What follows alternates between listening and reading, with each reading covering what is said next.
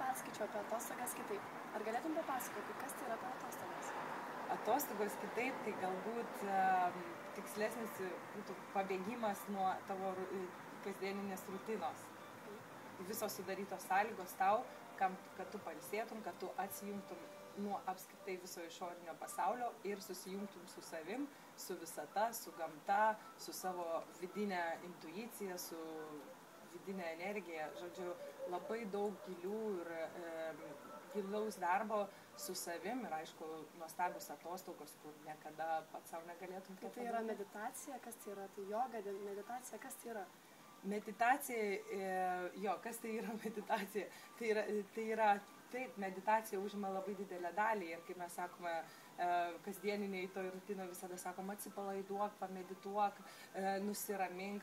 Ne taip paprasta, kadangi mes esame įsisukę į tą ratą ir tas ratas kasdienybė mūsų valdo ir labai sunku atsipalaiduoti. Ir suka jisai, būtent tai galbūt šitas dalykas, kaip mes sakome, netgi jeigu tu treniruoji savo kūną, tu turi treniruoti ir turi mokinti jį ir kad jisai įprastų, kaip tobulėti. Taip, tai lygiai taip pat mūsų mintis, mūsų sąmonė, mūsų siela irgi mes turime mokinti, mes turime į visiškai kitą rutiną, ne rutiną, bet tiesiog į kitą veiksmą įsivažiuoti. Tai mes mokinam savo sąmonę atsipalaiduoti, mes mokinam susijungti su savim, su gamta, atsipalaiduoti netgi stresinėse situacijose ir būti tikrai savo gyvenimo šeimininku.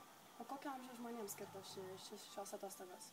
Šios atostogos mes dabar darome tik tai moterims, kadangi darysim daugiau dėmesio skirsim moteriškai energetikai, moters esybei, atskleisim daugiau detalių jau atostogų metu.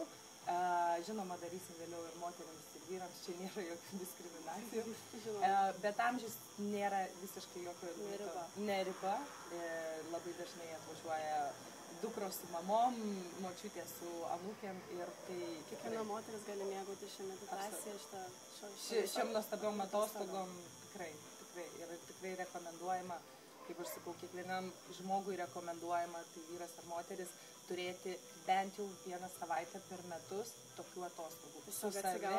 Su savim, nuo rutinos, susijungti su gamta, išgirsti pačią save, kaip aš sakau, išgirsti tylą, kas yra labai svarbu. Tai labai sunku ir nepaprasta, bet viskas įmanoma. Ir tada tiesiog kurti savo gyvenimo rojų.